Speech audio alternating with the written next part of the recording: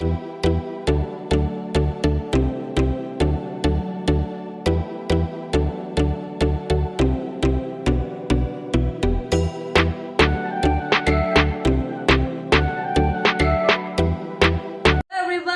मैं हूँ श्वेता। मेरा नाम है इंद्र और आप देख रहे हो श्वेता व्लॉग में आपका स्वागत है। Welcome to your channel. So स्वागतम, नमस्कारम। नमस्कारम। सो अभी हम वीडियो पे रिएक्ट करने वाले चैनल का नाम है सोशल एंड गाइस, आपको इनका वीडियो पसंद आए तो आपके चैनल को सब्सक्राइब करते हैं। और वीडियो का नाम है 30 amazing facts about Pankaj Tripathi, हमारे कालीन भैया। सो आइए देखते हैं अब। Okay, let's watch it.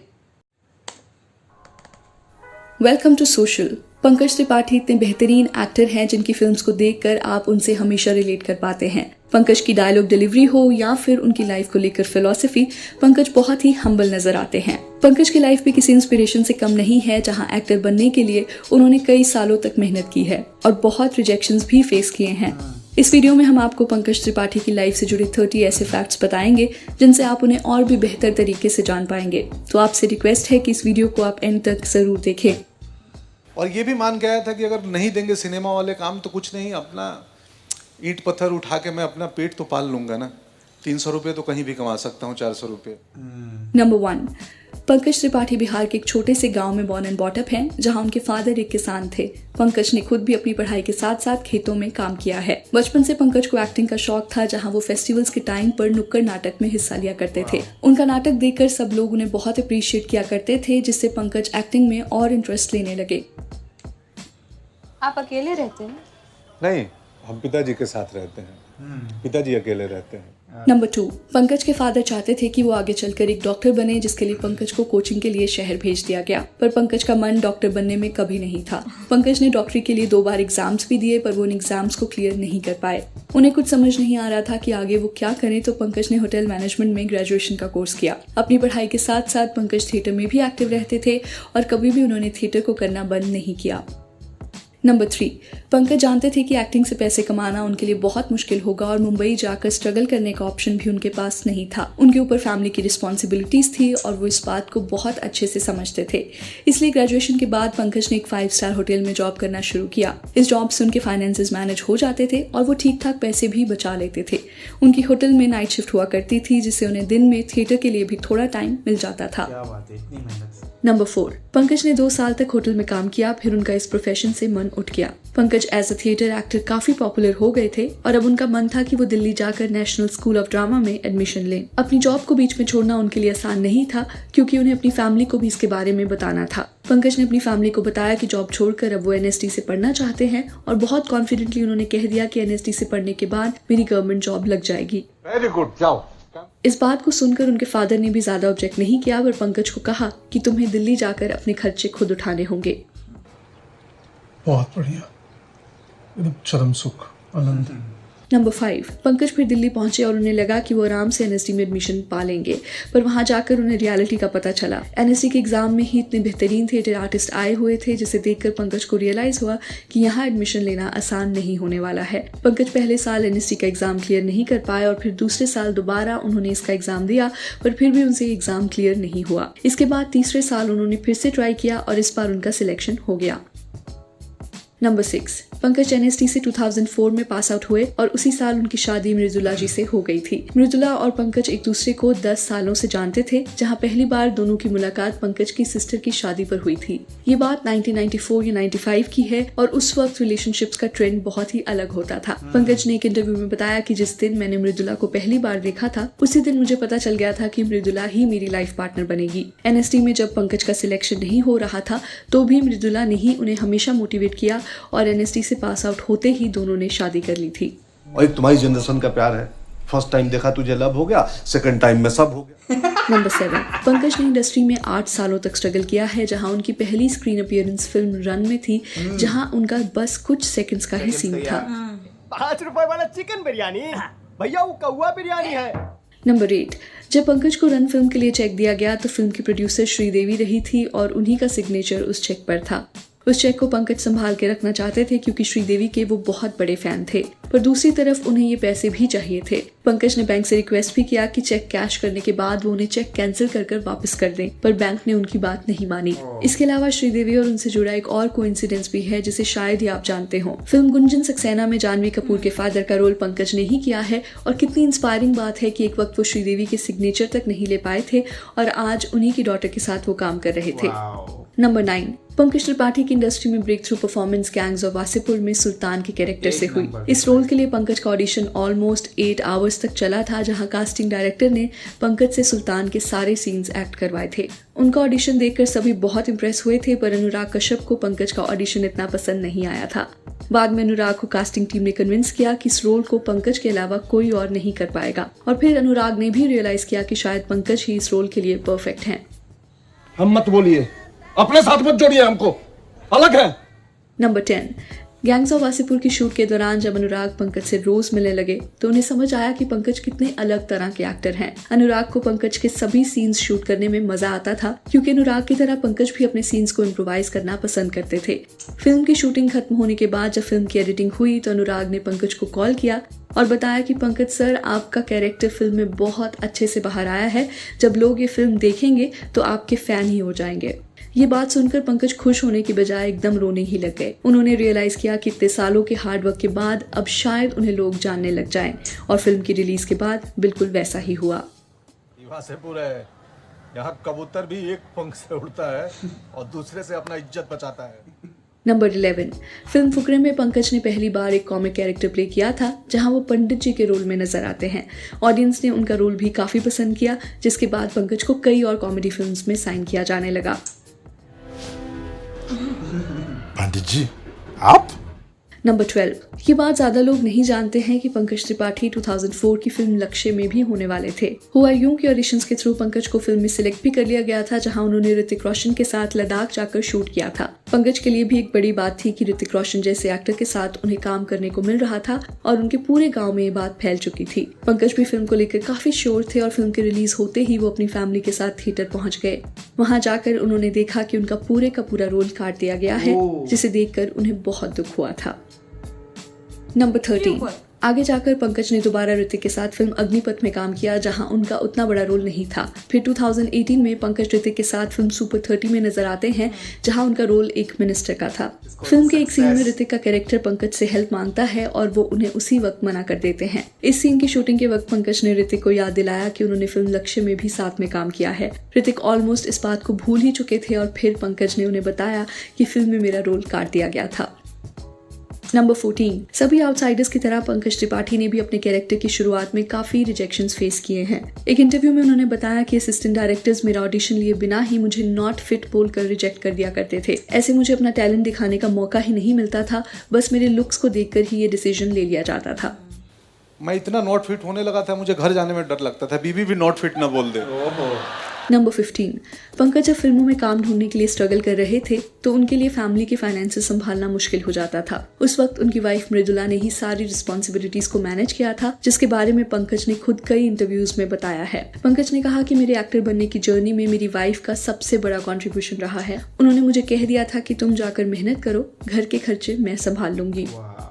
Number 16, फिल्मों में आने से पहले पंकज त्रिपाठी ने कई टीवी सीरियल्स में भी काम किया है, जो शायद ही ज्यादातर लोग जानते हों। उस वक्त उन्हें फिल्म्स में कोई भी बड़े रोल नहीं देता था, तो अपने सर्वाइवल के लिए उन्होंने टीवी सीरियल्स में काम करना शुरू किया। नंबर 17, 2017 में आई फिल्म न्यूटन में पंकज आत्मा सिंह के कैरेक्टर में नजर आते हैं। इस रोल के लिए पंकज को नेशनल फिल्म अवार्ड्स में स्पेशल मेंशन अवार्ड भी दिया गया। पंकज का इस फिल्म में कैरेक्टर उनकी बाकी सारी फिल्म से अलग था, जहां उन्होंने एक सोल्जर की आइडियोलॉजी को बहुत अच्छे से दिखाया है। अवार्ड जीतने के बाद उन्होंने एक बहुत इंस्पायरिंग बात कही, जो आप सबको सुननी चाहिए। बड़ा ही खास क्षण है मेरे लिए आज। 20 साल से मैं अभिनय कर रहा हूँ। एक गांव का बच्चा एक छोटा सा सपना देखा था गांव में, आज जाके वो एक पूरा हुआ है। Thank you so much. Number 18, Mirzapur में कलीन भैया का कैरेक्टर उनके करियर की हाईलाइट बन चुका है। पंकज ने एक इंटरव्यू में शेयर किया था कि पहले कालीन के रोल में बहुत सी गालियां लिखी हुई थी जो उन्हें ठीक नहीं लगा। उन्होंने इसके रिगार्डिंग मेकर्स को समझाया कि अगर कोई बात आसान शब्दों में कही जा सकती है तो उसके लिए गलत लैंग्वेज का यूज नहीं करना चाहिए। ये सजेशन मेकर्स को भी ठीक लगा और इसके बाद ही पंकज के कैरेक्टर से काफी गालियां हटा दी गई थी, जिससे उनका कैरेक्टर मिर्जापुर में और भी उभर कर सामने आया है। आजकल फिल्म्स और वेब सीरीज में एक फॉर्मूला यूज किया जाता है जहां कैरेक्टर्स बहुत फाउल लैंग्वेज यूज करते हैं जिसकी एक्चुअल में भी कोई जरूरत नहीं होती। आपका इसके रिगार्डिंग क्या ओपिनियन है? Do you think Pankaj Tripathi was right in doing this और नॉट?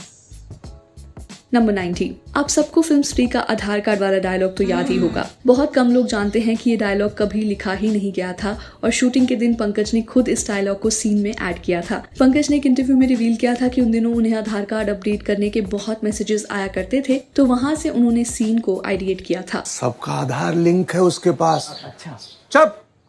नंबर 20, अब बात करें उनकी रीसेंट फिल्म लूडो की, जहां उनका सत्तू भैया का कैरेक्टर सबको पसंद आया है। लूडो के लिए भी जब उन्हें अप्रोच किया गया था तो उन्हें बिल्कुल भी कोई लाइंस या डायलॉग्स नहीं दी गई थी। उन्हें बस अपने कैरेक्टर के बारे में बताया गया था और फिल्म की ज्यादातर डायलॉग्स पंकज ने खुद ही इम्प्रोवाइज किए हैं। ये शरीर त्याग दो, फिर नए बॉडी में प्रवेश करो। Make a fresh start. Number 21, जैसे कि हमने आपको बताया है कि पंकज पहले होटल में काम किया करते थे। उसी होटल में वो एक दिन मनोज बाजपेयी से मिले जो फिल्म की शूटिंग के लिए वहां रहने आए थे। जैसे ही पंकज को पता चला कि मनोज वहां रह रहे हैं तो उन्होंने पूरे स्टाफ से रिक्वेस्ट किया कि उनके खाने का ध्यान वो ही रखेंगे। पंकज ने जब पहली बार मनोज को देखा तो सीधा उन्होंने उनके पैर ही छूना शुरू कर दिया। पंकज अपनी होटल की जॉब के साथ साथ थिएटर भी किया करते थे, तो मनोज उनके लिए एक आइडल के जैसे थे। होटल से जाते हुए मनोज अपनी चप्पल वहीं छोड़ गए थे और उन चप्पलों को पंकज ने एक याद के तौर पर अपने ही पास रख लिया था। मैंने कहा क्यों रख लिया था तुमने? भाई मेरे लिए तो राम जी का पादुका है ना भाई। नंबर 22, बहुत कम लोग जानते हैं कि पंकज ने सुपरस्टार रजनीकांत के साथ भी फिल्म की है। 2018 की फिल्म काला में पंकज एक पुलिस इंस्पेक्टर के रोल में नजर आते हैं। ये फिल्म उन्होंने सिर्फ सुपरस्टार रजनीकांत के साथ काम करने के लिए ही साइन की थी। पंकज ने कहा कि मुझे रजनी सर के साथ एक फिल्म में काम करने का मौका मिल रहा था तो मैं उसे जाने नहीं देना चाहता था। मेरा रोल फिल्म में काफी कम था पर उसमें मेरे सीन सर के साथ भी थे, बस वही मेरे लिए काफी था। नंबर 23, पंकज के करियर का पहला लीड रोल फिल्म गुड़गांव में आया था। इस फिल्म में वो एक डार्क कैरेक्टर में नजर आते हैं और उनके लिए रोल काफी चैलेंजिंग रहा था। गुड़गांव बॉक्स ऑफिस पर फ्लॉप रही थी पर वी रेकमेंड कि आप इस फिल्म को जरूर देखें। हेलो बापू, हमारी बेटी से बात करा। बात पे हो इससे। नंबर 24, सीक्रेट गेम्स में गुरुजी का कैरेक्टर पंकज के लिए एक बहुत ही मुश्किल कैरेक्टर रहा था। पंकज ने ऐसा रोल पहले कभी नहीं किया था और उन्हें समझ नहीं आ रहा था कि वो एक गुरु के रोल को कैसे प्रिपेयर कर पाएंगे। शूटिंग के दौरान भी वो बहुत नर्वस हो जाते थे क्योंकि उनके सीन्स काफी अनकंफर्टेबल थे, इसलिए इस रोल को अपना आज तक वो सबसे डिफिकल्ट रोल मानते हैं। बलिदान देना होगा। नंबर 25, आपको ये फैक्ट जानकर बहुत हैरानी होगी कि पंकज ने अपनी लाइफ में बहुत कम फिल्म्स देखी हैं। उन्होंने एक इंटरव्यू में भी रिवील किया था कि उन्होंने हार्डली 50 फिल्में अपनी जिंदगी में देखी हैं। तो मैं सिनेमा ही कम देखा हूँ, ऐसा नहीं है कि मैं हॉलीवुड या वर्ल्ड सिनेमा 50 फिल्में देखा हूँ पूरी जिंदगी में। नंबर 26, फिल्म मसान में पहले पंकज त्रिपाठी को संजय मिश्रा का रोल दिया जा रहा था, पर स्क्रिप्ट सुनते हुए उन्हें संध्या जी के रोल के बारे में पता चला जो उन्हें बिल्कुल अपने जैसा लगा। पंकज ने डायरेक्टर को कहा कि मुझे संध्या का रोल ज्यादा पसंद आ रहा है क्योंकि ये बिल्कुल मेरी तरह बात करता है। ये सुनकर डायरेक्टर्स ने पंकज को इस रोल में फाइनलाइज कर दिया और फिल्म में उनका कैरेक्टर ऑडियंस को भी बहुत पसंद आया। अगर आपने मसान देखी है तो कॉमेंट्स में जरूर बताएं कि आपको पंकज का रोल फिल्म में कैसा लगा। मतलब यहाँ आना आसान है, यहाँ से जाना मुश्किल है। नंबर 27, पंकज हमेशा से इरफान खान के साथ काम करना चाहते थे और उन्हें ये मौका अंग्रेजी मीडियम फिल्म से मिला। फिल्म में पंकज का कोई बड़ा रोल नहीं था पर उन्होंने ये फिल्म इरफान के लिए ही साइन की थी। उनका कहना था कि इरफान मेरे NST के सीनियर हैं और उनका करियर मेरे लिए इंस्पिरेशन रहा है। पंकज को इरफान की फिल्म्स बहुत पसंद आती थी तो इसलिए हमेशा से वो उनकी फिल्म में काम करना चाहते थे। सिर्फ गणित पढ़ता है कि ज्योग्राफी भी पढ़ा है। नंबर 28, पंकज त्रिपाठी को आपने सिंघम, दबंग जैसी फिल्म्स में भी देखा होगा जहां उनका रोल उनके फैंस को भी पसंद नहीं आया था। पंकज ने कहा कि ऐसी फिल्म्स वो सिर्फ पैसों के लिए करते हैं और उन्हें इसमें कोई प्रॉब्लम नजर नहीं आती है। उनका कहना है कि बॉलीवुड में सिर्फ आर्टिस्टिक फिल्म्स करके सर्वाइव करना मुश्किल है क्योंकि वैसी फिल्म्स ऑडियंस देखने आती ही नहीं है। इसलिए जब मुझे कमर्शियल फिल्म्स ऑफर की जाती हैं तो मैं एंटरटेनमेंट के बेसिस पर ऐसी फिल्म्स को एक्सेप्ट कर लेता हूँ। कई फिल्में इसलिए भी क्योंकि अभी कुछ हो नहीं रहा है, कोई बुला नहीं रहा है, ये सामने से चल के आई हैं। नंबर 29। पंकज के पहले इंटरनेशनल प्रोजेक्ट की बात करें तो उन्हें नेटफ्लिक्स की फिल्म एक्सट्रैक्शन में देखा गया, जहां उन्होंने क्रिस हेम्सवर्थ और रणदीप हुड्डा के साथ काम किया। उन्होंने फिल्म में एक ड्रग लॉर्ड का कैरेक्टर प्ले किया था जिसके बच्चे को किडनैप कर लिया जाता है। पंकज का रोल फिल्म में इतना बड़ा नहीं था, पर एक्सट्रैक्शन के साथ इंटरनेशनल करियर को स्टार्ट करना एक सही डिसीजन था। हमारे ओपिनियन में उनका रोल थोड़ा और बड़ा किया जा सकता था, जिससे फिल्म को इंडियन ऑडियंस में भी और ज्यादा पॉपुलैरिटी मिलती। आपका इसके रिगार्डिंग क्या ओपिनियन है वो आप हमें कमेंट्स में बता सकते हैं। पैसों की बात नहीं है, सच बहुत छोटा होता है और जितना मजा आता है। इज्जत का सवाल है। नंबर 30। पॉपुलर होने से पहले पंकज ने कई वेल नोन फिल्म्स में काम किया है, जैसे कि अपहरण, ओमकारा, रावण और ऐसी कई फिल्म्स जिसमें शायद उनके फैंस को भी उनके रोल्स याद नहीं होंगे। ऐसा आपने भी कई बार देखा होगा कि बॉलीवुड में नोटिस होने के लिए एक टैलेंटेड एक्टर को कितनी ही फिल्म्स लग जाती हैं और वहीं दूसरी तरफ कुछ एक्टर्स अपनी फर्स्ट फिल्म के रिलीज से पहले ही हेडलाइंस में आ जाते हैं। पंकज के साथ भी ऐसा ही हो रहा था, जहां उनको कोई भी अपनी फिल्म्स में लेने को तैयार नहीं होता था और जो भी रोल उन्हें मिलता था उन्हें उसी को यूज करना पड़ता था। पंकज ने अपने यंगर डेज स्ट्रगल में ही बिता दिए हैं और अपने लेट 30s में उन्हें एज एन एक्टर पॉपुलैरिटी मिलना शुरू हुई। पंकज की स्टोरी इंडस्ट्री का कल्चर आपको साफ दिखाती है, जहां एक टैलेंटेड एक्टर को हमेशा लंबे वक्त तक इग्नोर किया जाता है और वो छोटे कैरेक्टर्स प्ले करके ही आगे बढ़ता है। वीडियो खत्म करने से पहले आप हमें कमेंट्स में बताएं कि पंकज त्रिपाठी के फैन अब किस फिल्म को देखकर बने। Also make sure that you subscribe to social after pressing the bell icon. हम आपके लिए बहुत एफर्ट से ये वीडियोस बनाते हैं, so it's important that you subscribe to the channel. तो चलिए that's a wrap on this video. आप हमें इंस्टाग्राम, ट्विटर और फेसबुक पर भी फॉलो कर सकते हैं @socialofficial, जहां आपको हर तरह की फिल्म और एंटरटेनमेंट से जुड़ी अपडेट्स मिला करेंगी। ऐसी और भी इंटरेस्टिंग वीडियोस के लिए देखते रहिए सोशल, हर उस चीज के लिए जो आप जानना चाहते हैं। इसको बोलते हैं असली मेहनत और असली सफलता, खुद के दम पे ऐसे बोलते ना। एंड वही उनकी वाइफ का सपोर्ट था, जैसे बहुत शुरू में छोटे छोटे रोल किए और आज बोलते ना पंकज त्रिपाठी जी कोई मूवी में हो और वो मूवी में वो मजा ना हो हो ही नहीं सकता। एटलीस्ट उनके फैंस ना उनका रोल देखने जाते हैं एक्चुअली। बट वो बहुत ही उम्दा एक्टर है, जो उन्होंने काफी इतनी अच्छे परफॉर्मेंस, वो जिस तरह बोलते हैं, जिस तरह बातें, स्पेशली वो डायलॉग वाला मेरे को बहुत अच्छा लगा। जहाँ पे इम्प्रोवाइज्ड नहीं वो भी एक है, एक जो वो नहीं जहाँ पे मिर्जापुर के डायलॉग्स में बहुत सारी गालियां थी, तो उन्होंने बोला ना कि जो चीज सिंपल पे लूडो में तो उनको डायलॉग दिए नहीं, उन्होंने खुद ही ऑन द फ्लाई किया है वो। बट बहुत अमेजिंग एक्टर हैं, बहुत इंस्पिरेशनल बंदे हैं एंड बहुत सिंपल भी है।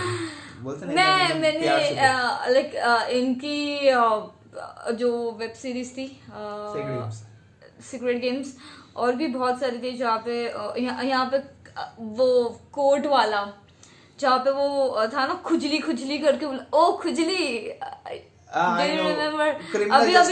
सेकंड पार्ट आया है, जिसमें वो वकील, वो भी बहुत मस्त एक्टिंग है यार, बहुत मस्त एक्टिंग है, बहुत मस्त। एंड भाई गैंग्स ऑफ वसाईपुर में तो बोलते ना सब, जो फर्स्ट पार्ट देखा था क्रिमिनल जस्टिस का, and I was just waiting for the second part. अब second part में क्या होगा?